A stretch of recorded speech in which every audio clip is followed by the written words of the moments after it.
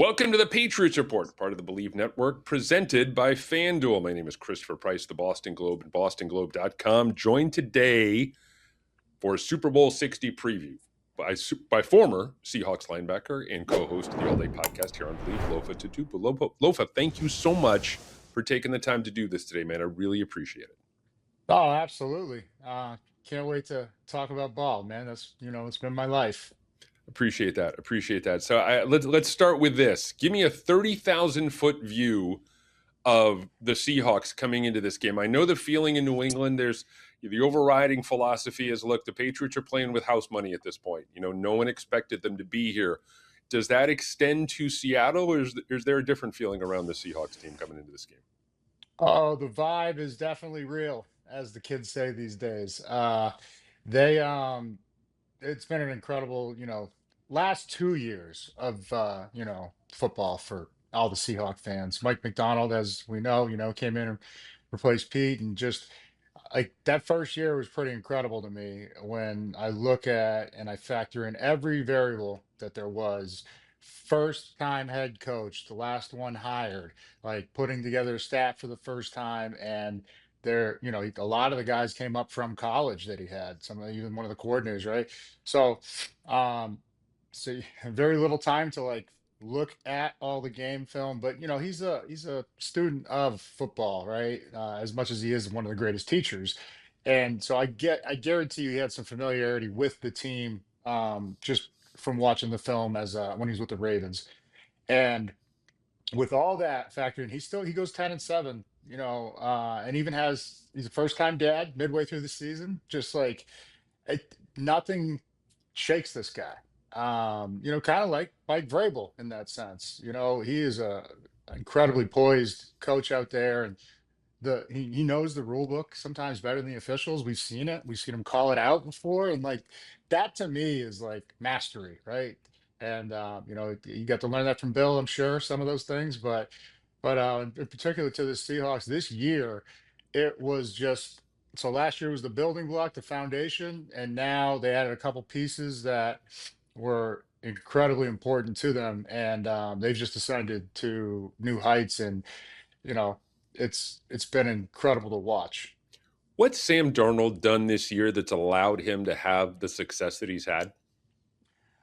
I think he's in a sense taken a step back and just let go of like trying to control everything. I think when I watch him, it's he realizes it's not all on him and his arm as it's been his whole life, like from high school to college to to the league. It's he's a lot of people, quarterbacks have been tasked to like carry a team, and I think he realized he doesn't have to carry them. And when he does that and kind of just trusts in that process, he throws 380 yards, 4 touchdowns, but just the decision making, I think, is really what stands out the most.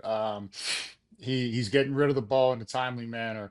He's not taking sacks. Even the throwaways. I remember we had a intentional grounding against Carolina right before the playoffs a couple weeks, and everybody was mad about the penalty. I was like, "Yo, that's progress in terms of okay, yeah, he didn't get the ball back to the line of scrimmage, but he hadn't done that in the past, and like every week he just got better and better." And I feel like he's just scratching the surface like this year. Like we're going to see next year and years going forward. Uh, like just a whole nother level of play out of him. It feels like, at least from the outside, he's become really good at complementary football. That is to say, taking what the defense has given him, knowing that he's being put in advantageous situations and making the most of those opportunities. Is that a fair assessment?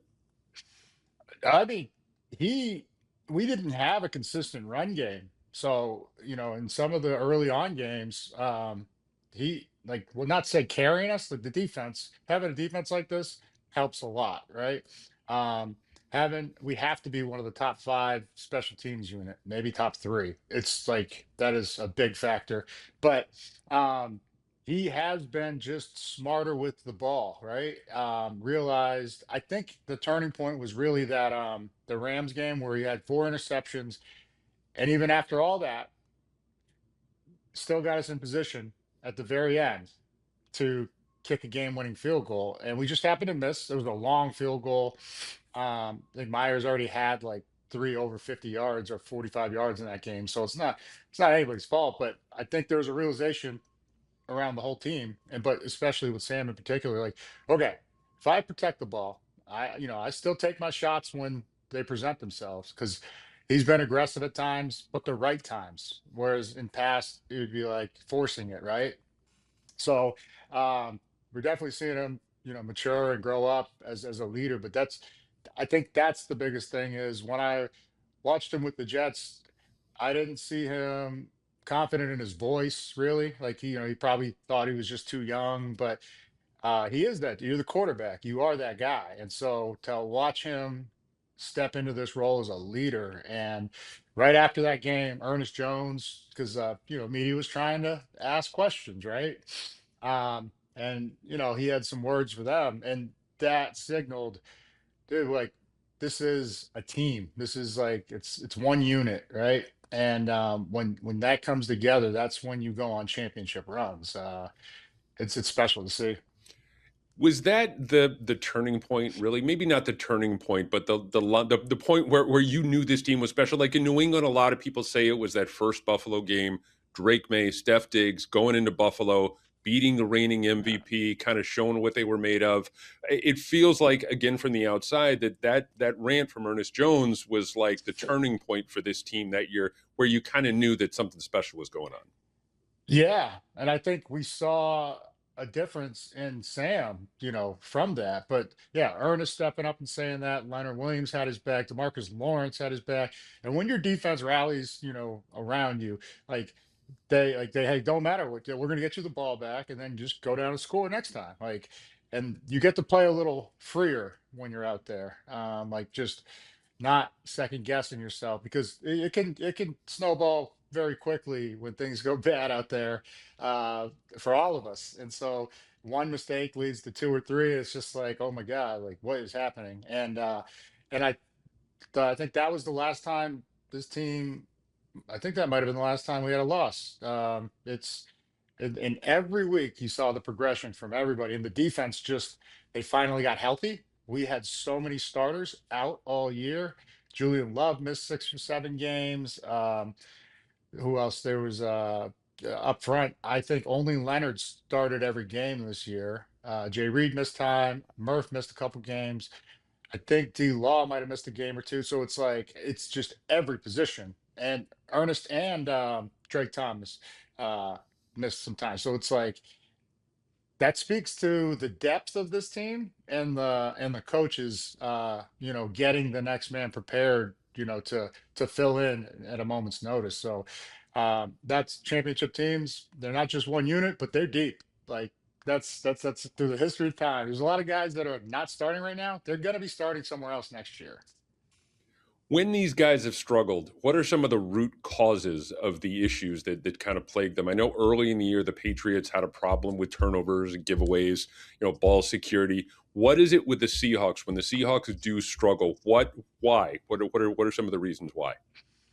And as I look back, like I haven't seen too many glaring struggles, like or weaknesses, so to speak. It was namely just the turnovers, like beating ourselves, right? Um, and allowing the opponent more opportunity, to take advantage of the situation. And it's even in that Rams game with the turnovers, some of them were backed up. And one, I think they didn't come away with any points on one of the drives. And then the next one, they got a field goal. So it's like what should have easily been six. Like they only came away with three. And like, so you talk about a tough defense to go against, a tough team to go against. Um, and then I think it really hurts that Charbonnet, who, Hmm. was our at least our red zone, like that was our guy down there, a great running back, but he got hurt, right before the NFC Championship, I believe. And it's just like your heart breaks for him to like put in all this work and be one of the guys and not get to play, in these last two games. Because the championship, the NFC Championship, there's nothing like playoff football, first of all.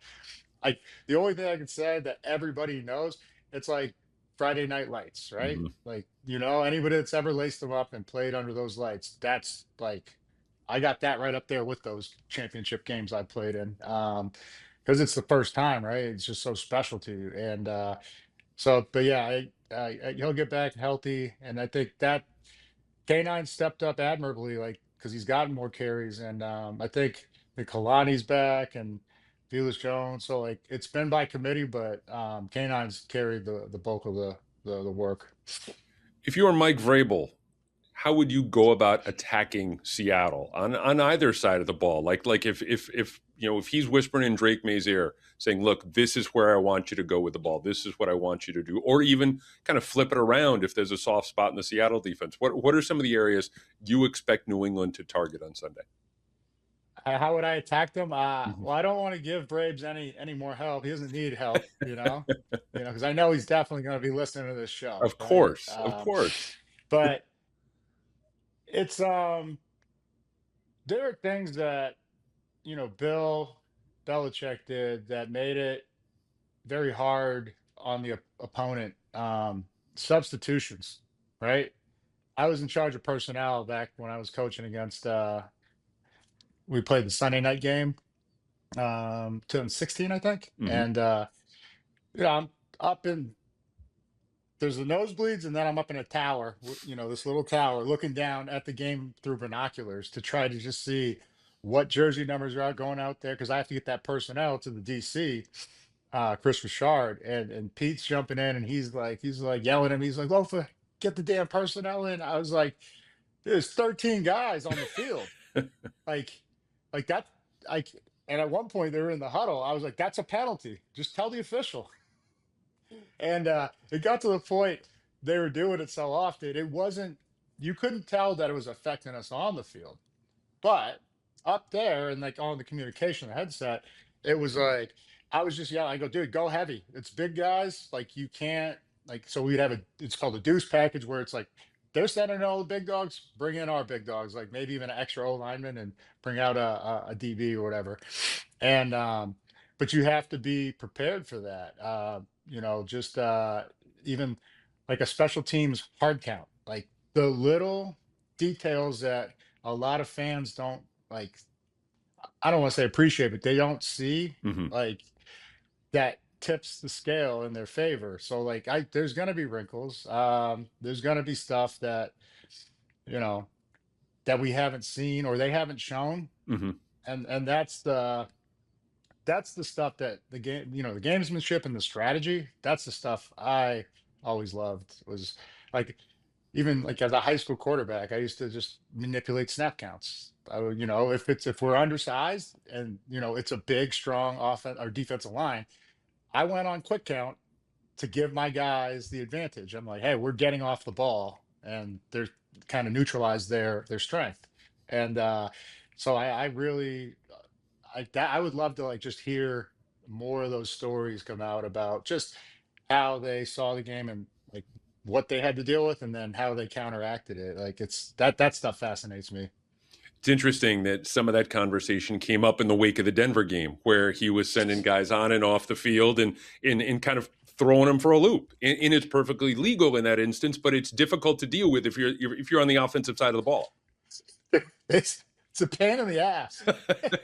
It's like as a player, you're like, I don't care, send him out here. I'm gonna kill him anyways. But like as a coach, you you're just like, because like you have to go declare, you have to go past the numbers. Well, they would send, and they wouldn't enter the huddle with more than 11 guys, but all of a sudden you just see like three little dudes out there like running past the numbers, and then all of a sudden three linemen like, and then so it's just like yeah, it's amazing because you have to practice that. Hmm. You can't just say, hey, we're going to do this, fellas. You have to practice that and in order to really execute it and then have no hitches like somebody jumping off sides because they weren't prepared for that. They practice those scenarios, and that's the beauty of it. Is like everyone thinks they're just like, oh no, they're messing with them. No, I mean they're messing with everybody, right? The guys in the booth, the guys on the field, and it's funny. It's interesting that I think Mike has done a lot to distance himself from Bill in, his time here in New England, really, as a head coach. But at the same time, there are little earmarks every so often. There are things like that, like you said, knowing the rule book, knowing personnel moves, that kind of thing, that he's able to do that kind of have earmarks, kind of a fairly reminiscent of what Bill used to do when he was head coach of the Patriots. Just mastery of strategy and tactics. That's what gets me excited. It's like, because it doesn't matter about, on paper what should happen roster wise or anything. It's about matchups. Whether he's gonna move a guy as a defensive lineman to get a better opportunity to rush the passer. He knows all these things as a player and as a coach. And like, so the power, you know, that you possess at that point, it's like, okay, you can recall instances. And I mean, maybe that's the only difference, right? Like, I'm sure Bill played a lot of football, but Vrabel's playing at the highest level and at the high caliber. And it's just, he's got a little bit more of understanding and knowing what a guy's going through. And so, like, them being down there right now, you know, he's taking them through every day as he would as a player, like relating to them on that level of just like, hey, if you're feeling this, because what he went 3 or 4? He I won don't know three. how many he Yeah, won. he won three. Yeah, yeah. This is old to him. This is only new to him that he doesn't have a helmet on. I wouldn't be surprised if he brings a helmet out there. I don't know if I'm just a sports writer rooting for the easy story or what here, but the Patriots have played a lot of zone defensively this season. And part of me really wants to see Christian Gonzalez go up against JSN in man coverage all night long, 60, 70 snaps, because these are two great competitors at the height of their game. From a Seattle standpoint, tell me what makes Jaxon Smith-Njigba so good? Obviously, other than the physical, what makes him such a great wide receiver?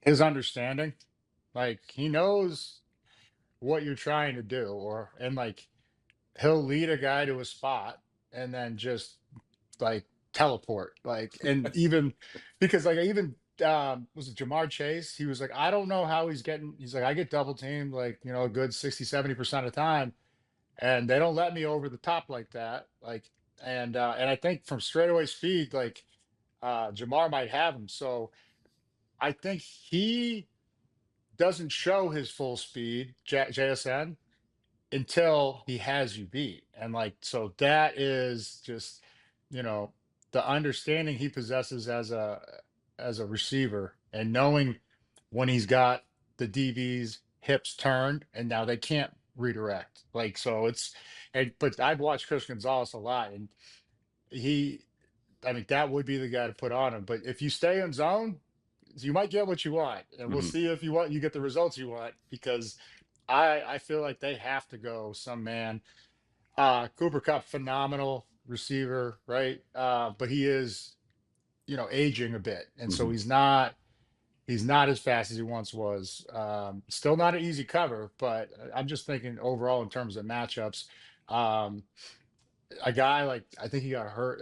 Torrey Horton, the kid we got from Colorado State. Now, if he was out here and like you had him and JSN, zone will not work. Mm-hmm. They know how to find the windows. They know when the quarterback's in a bad spot and how to like just manipulate the zone. It's that's the stuff I love watching. But it's Atlanta had JSN doubled and he got behind them, and the ball was just, it was thrown late by Sam, and it just out of the back of the end zone. And you could see the look on JSN's face, like throw it earlier, but then you see the look on the DB's face, looking at each other like, how do you get behind us? Like, where did he go? And then all of a sudden we look and he's behind us. So yeah, My podcast partner Chris Hogan, former NFL wide receiver, talks a yeah, lot about how he's impressed by JSN because everyone in the building knows he's getting the ball, and he's still, and he still gets it. He still comes away with a reception. Like a typical line is like 10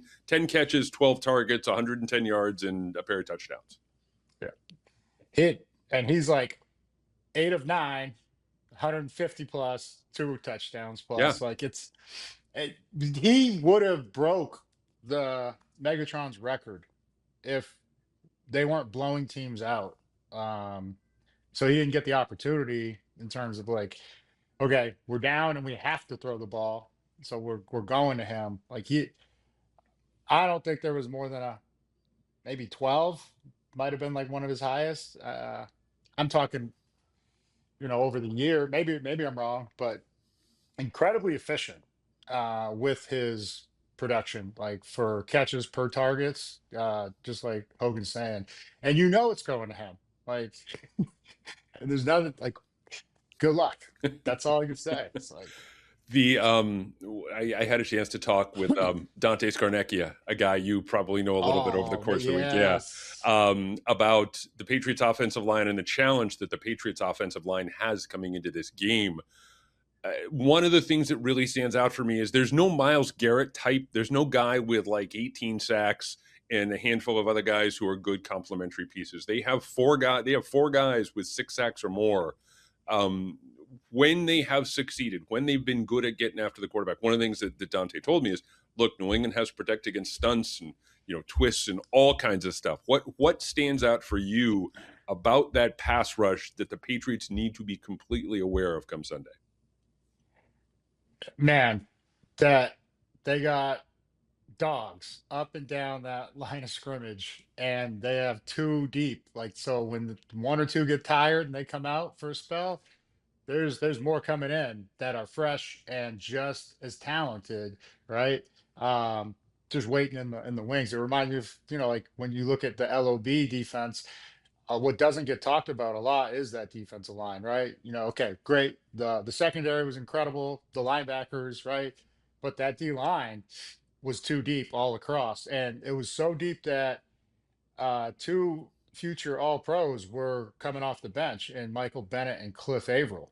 Like Chris Clemens and Red Bryant were starting on that Super Bowl winning team. And so that's really, but like, to what Dante's saying is, Mike McDonald has an incredible understanding for where to blitz or bring pressure, and then how to make it look like an illusion. Like, there's times where it's just a four-man rush, but it looks like they sent someone. You see someone coming free, a free hitter to the quarterback, and then all of a sudden, so it's four, but then you still got seven back there in coverage, right? And so it's impressive. And even with the timing of the stunt is what I believe the great Dante Scarnecchia is referring to is, okay, and then a guy pops out and he's got where the shallow crosser is going to be. And so yeah, Dante Scarnecchia, man, like, the he doesn't get enough credit for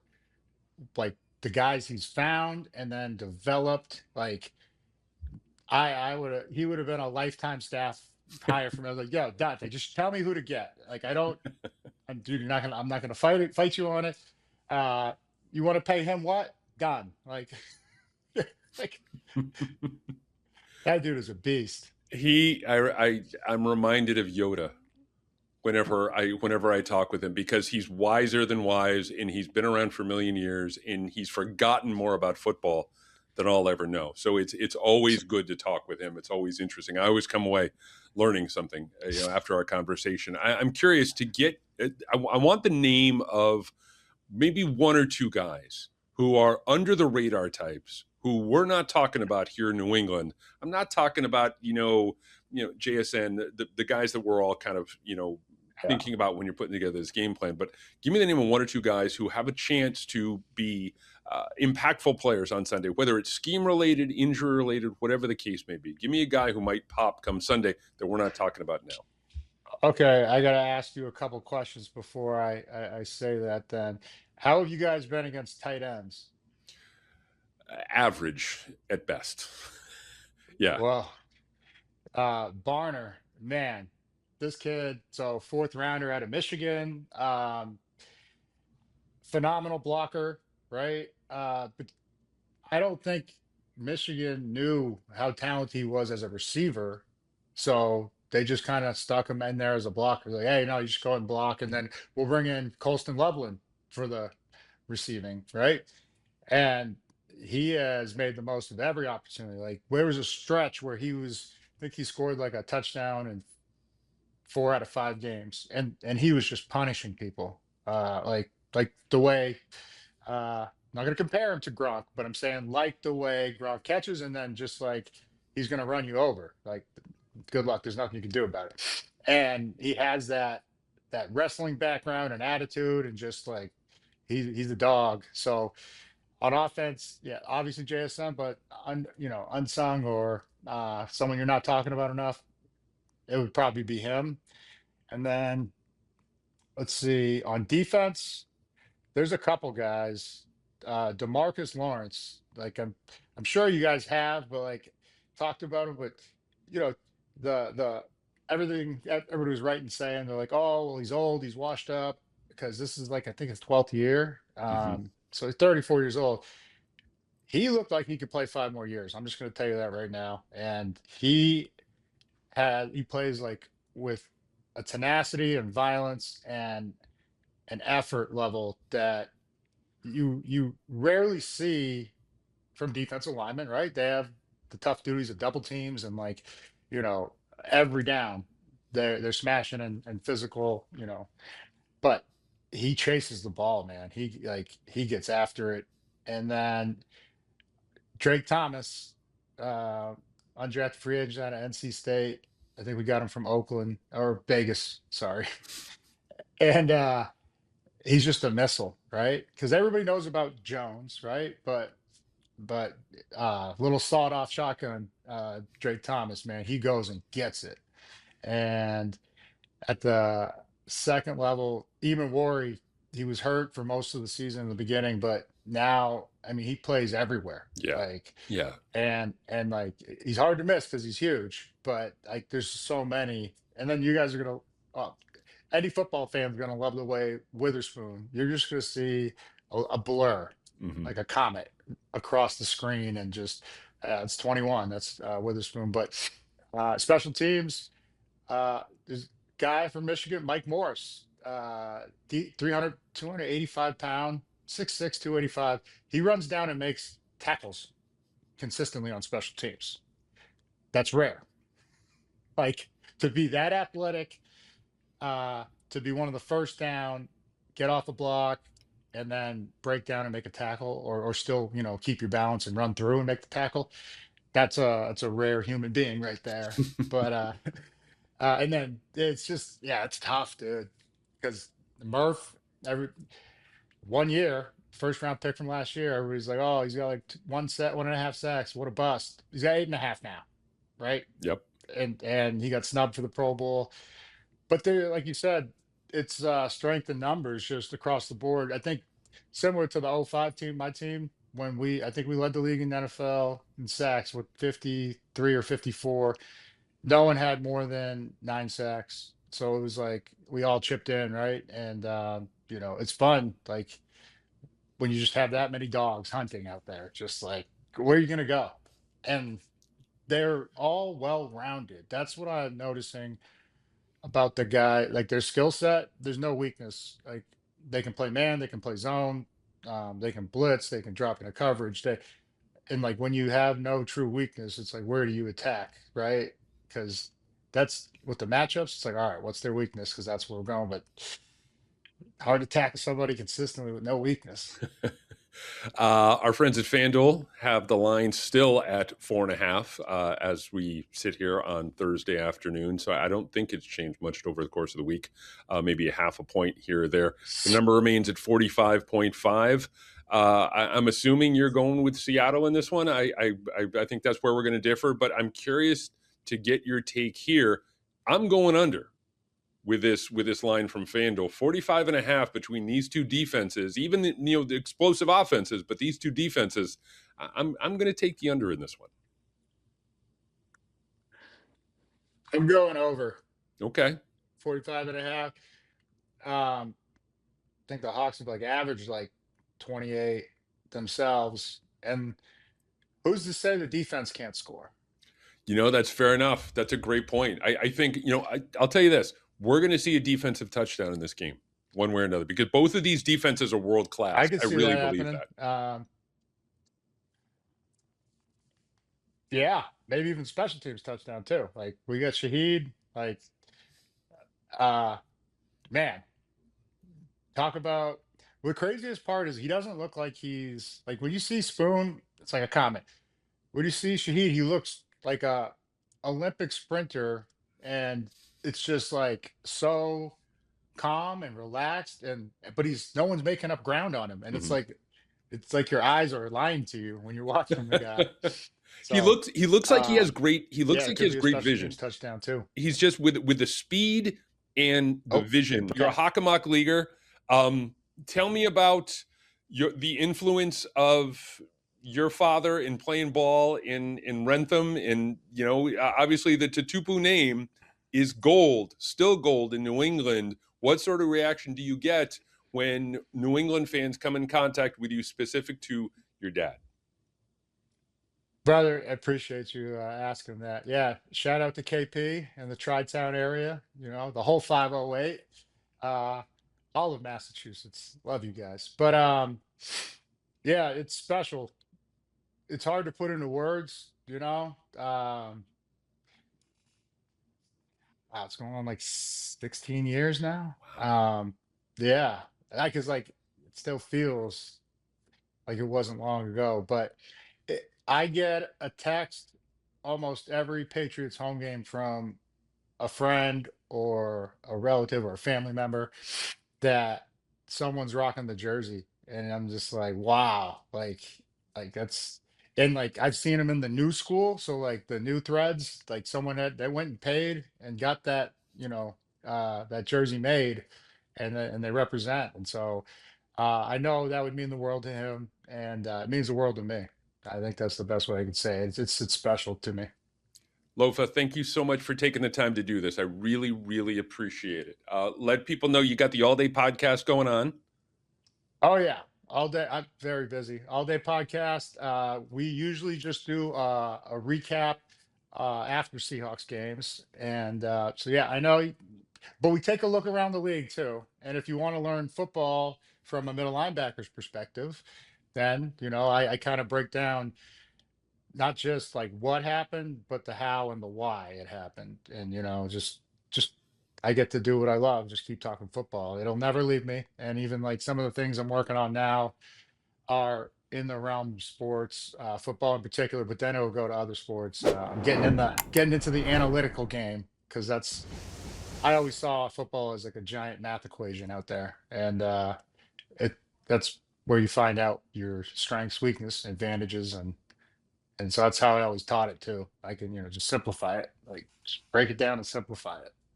I love it. I love it. Thanks again so much, man. I really appreciate you taking the time to do this. And hopefully we can hook it up again the next time we get a Patriots Seahawks Super Bowl in a couple of years.